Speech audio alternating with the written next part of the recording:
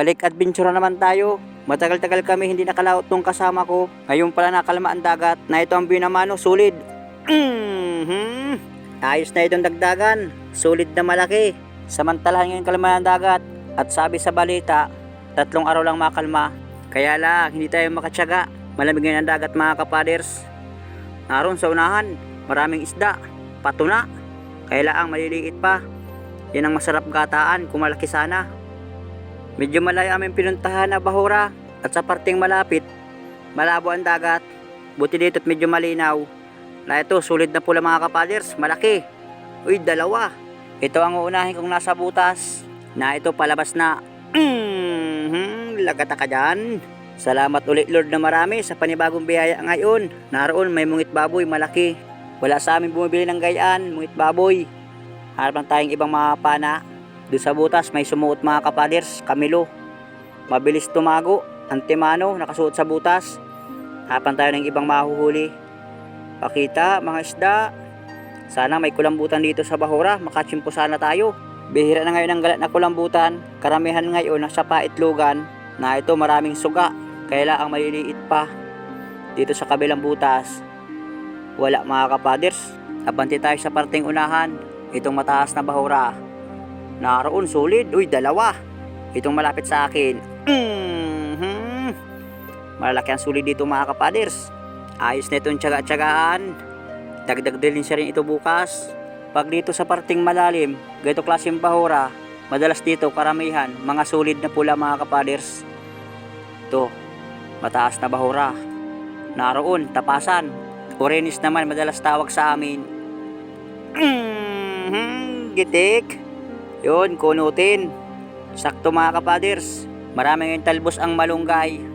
Gawa ng tag-ulan. Na ito pa sa butas, lapu-lapu. Gitik. Kwartang linaw na. Kahit ilang dubling suot na sweater, tagos pa rin ang lamig mga kapaders. Pati sa sentido, nasuot ang lamig. Delikadong maisandive na naman kami ng kasama ko. Tsaga-tsaga laang kahit malamig, makadilin siya laang at pang-ulam. Naroon, alata na dilaw.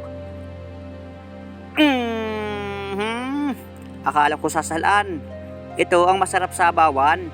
Alata na dilaw or liptehan kung tawagin sa ibang lugar. Ito sa amin, alata na kulay dilaw. Tuwa na naman bukas ang mamimili ng isda. Malamig talaga ang dagat. Para kami nakawabad sa hilo mga kapaders. Naroon, mungit baboy. At dito, may sulit na kasama. Meron dito sa harapan ko, yung malaki-laki ang unahin ko. Uy, nang makapunit pa. Hindi lumayas. Huli ka rin. Kailangan reject na mga kapaders, malaki ang punit. Kalmada sana ang dagat, ang problema madulnok laang at saka maagos. Sulit ulit na kulay pula. Kahit mga sulit hindi makasuot sa butas. Hinuhugot sa butas ng malakas na dulnok. Kahit ako hindi makasilip sa butas kapag malalim na. Ang iniingatan ko, maumpog yung ulo ko pati ispat mga kapaders. Uy, kulambutan! Naroon sa unahan. Salamat Lord, taka isang kulambutan man. Siguraduhin ko na ito at nang hindi na ito makatakas, idinubol ko ang rubber ng pana. Lalaking kulambutan. Hinihilap ako ng dulnok. Ay hamal yan. Uy, naroon malayo na. Parang nagitik mga kapaders. Hindi pa ito, buhay pa. Hindi nagbago ang kulay. Yun, buti takalampas yung dulo ng pana ko. Ubos ang tinta mga kapaders. Di bale, wag lang ito makatakas. Abante tayo ulit sa unahan. Baka mayroong kasama yung kulambutan. Mayroong pa sana ang kasama. Uy, malapad na balawis. Ayos, masarap itong sabawan. Ang isdang masarap makatinik. Hindi makakalimutan ang sarap. May sampul dito ang balawis. Nasaan kaya mga kasama na ito? Kaya itong klaseng isda ang hinahanap-hanap sa akin ng mga mamimili. Kung nakakahuli ng balawis, naroon malaking ilak. Ito, masarap sabawan. Ibubukod ko daw ito. Yun lang, nag-ikot pa mga kapaders. Isang ikot pa. Gitik. Ayos ito, nakahuli ko ng masarap-sarap na pang-ulam. Ilak or danoy, tawagin dito sa amin. Awan lang sa inyong lugar. Sa iba't ibang lugar kaya, maraming tawag sa ganitong isda. Hanap ulit tayo. Kulambutan. Na ito, may sulit mga kapaders. Hindi pa tinamaan. Ano nang kamalasan yan? Malikot kaya mga kapaders. Naitulog ako ng malakas na dulnok. May ito, may isa pa. Tinamaan. Uy, malapit pang makapunit. Sayang pa yung isa. Sinalaan mga kapaders. Kahit dito sa parting malalim, malabo-labo pa rin ang dagat mga kapaders. Dito may isa pa. Ito yung nakapunit kanina sa akin. Na ito. Uy, hindi tinamaan. Mali yan. At nakita ko na sana. Hindi pa nagpahuli. Uy, surahan. Ito, pang-ihaw mga kapaders. Pwedeng pambinta na muna. At para makadilis tayo ng pambigas. Sa pang-ulam, sigurado na meron akong napana. Pambigas naman natin didilin siya yun mga kapaders. Hanap ulit tayong mga panang isda. Itong mataas na bahura. Ang daming isda sa ilalim mga kapaders. Anong isdaing kaya yun? Mga singkag. Uy, may kasamang sulid. Ito, malaki mga kapaders. May mungit baboy. Magandang bahura ito. Ito sa unahan. May malaking sulid mga kapaders.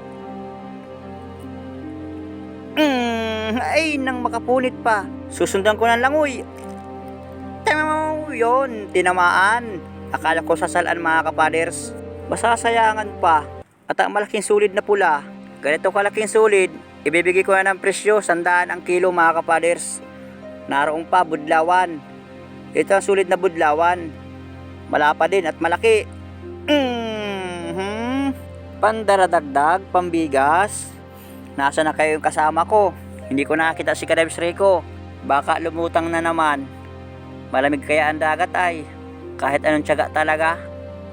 Naroon, sulit na naman. Ito, nasa unahan, malaki-laki mga kapaders. Balagbag. Na ito, sumuot sa butas.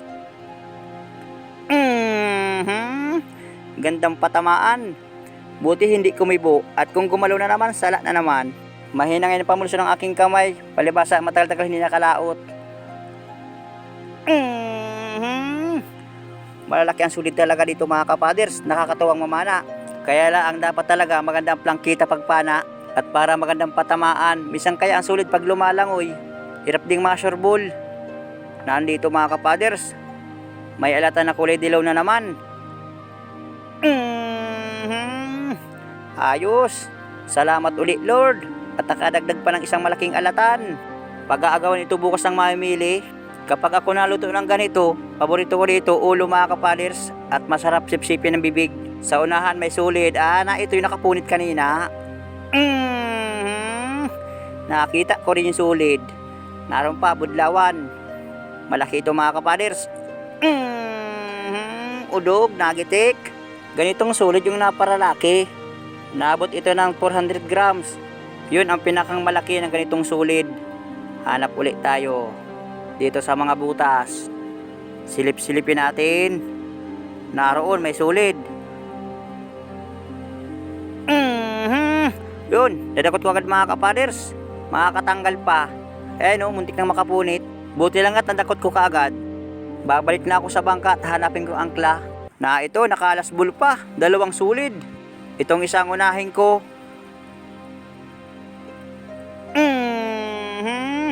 Yun, nagpaparaikot.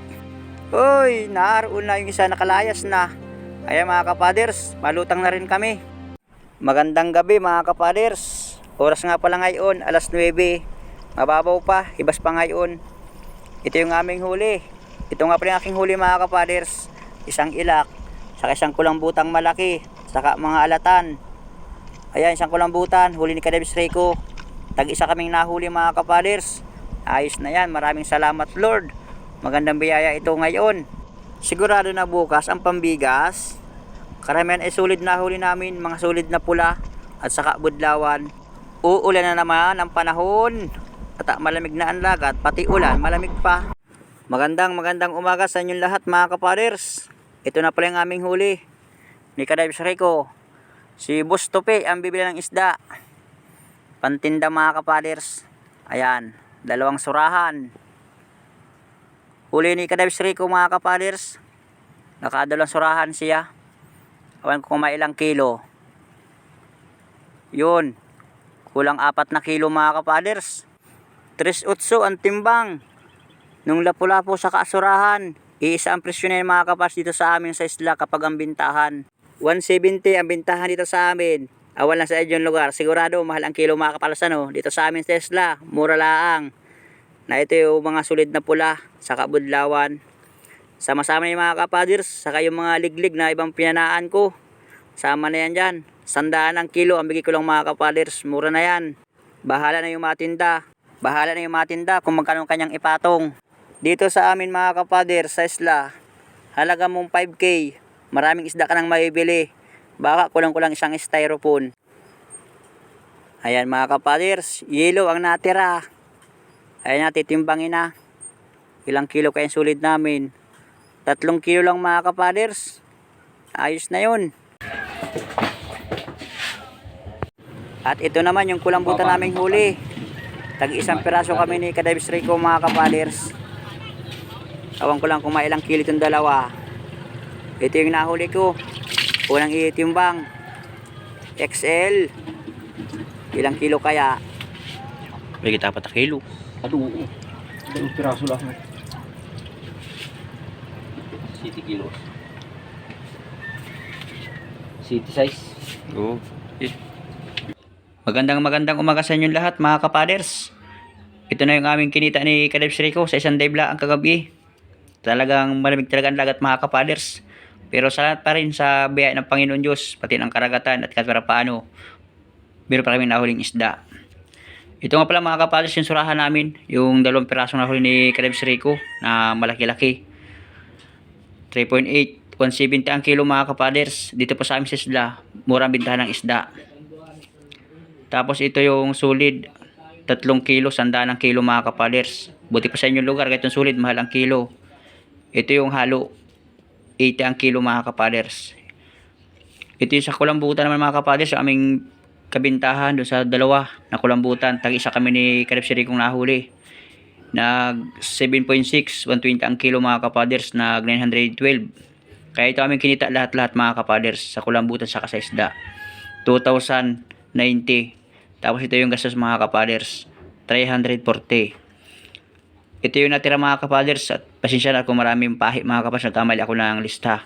Ito yung aming tira, 1,750. Pigdalo ko mga kapaders. Ayan, hindi ko napertahan yung bangka mga kapaders. Malaking tulong ito sa amin ni Kadavis Rico. Pati na rin kay Kadavis Rico mga kapaders, malaking tulong para sa kanya. At para makapag-ipon-ipon mga kapaders dahil mapago siya ng sariling bahay mga kapaders. Ito yung aming partihan mga kapaders, 875. Ayos na ito. Maraming salamat Lord sa biyaya at gabay sa aming pagpalaot.